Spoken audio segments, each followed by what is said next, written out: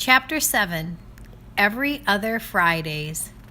The next morning was an every other Friday.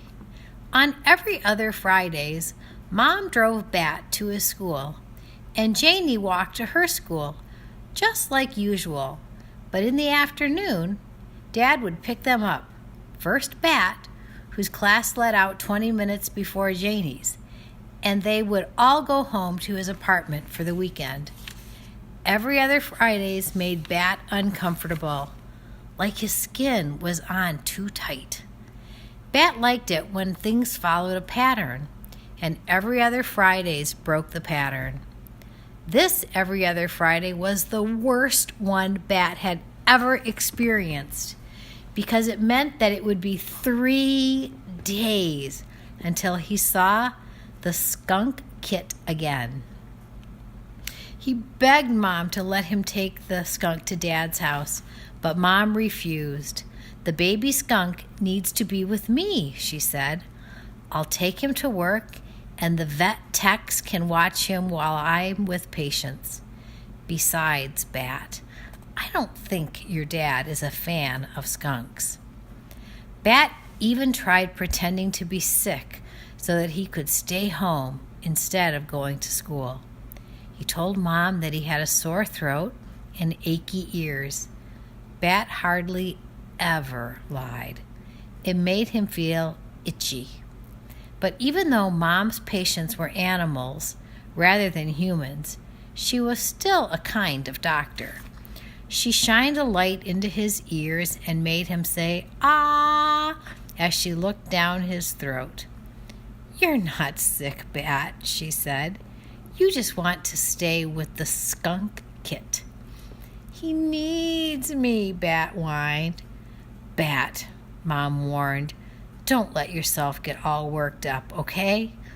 Sorry, said Bat. "We can help raise the kit this month as a family, as long as you keep on doing all the regular stuff too. School and Dad's and homework and everything. If the skunk kit is too big of a distraction, then I can get Lawrence to take him home in the evenings." Lawrence was Bat's favorite vet tech at Mom's clinic.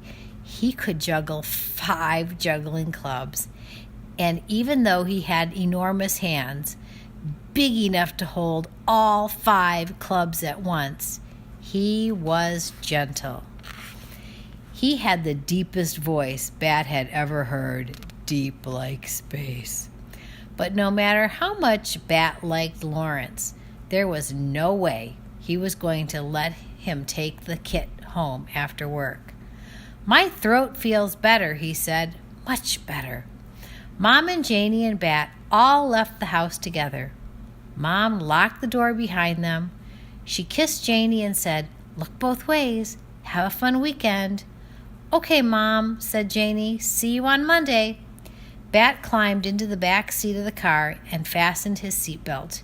He liked to sit in the middle seat because someone had once told him that it was the safest seat in the whole car. That was one of the things he didn't like about every other Fridays.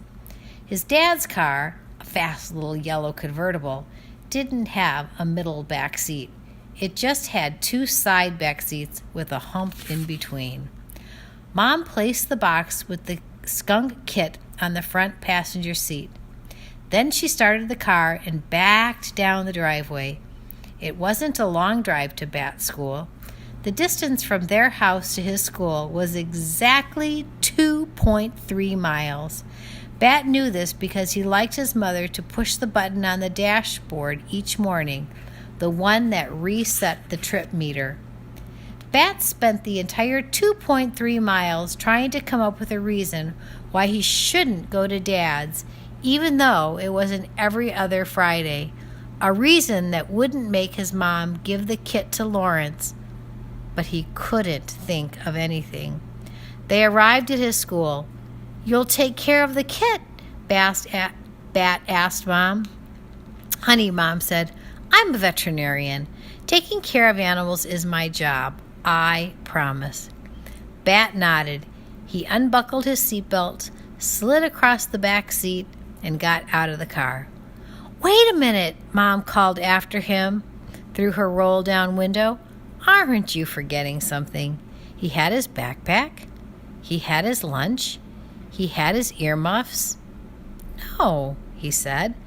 Mom smiled. "You forgot to kiss me goodbye." "Oh, yeah," said Bat. He walked over to the car and stuck his head through Mom's window. She wrapped her arms around his neck and pulled him close. Her wavy brown hair tickled his nose. "Goodbye, little Bat," she said.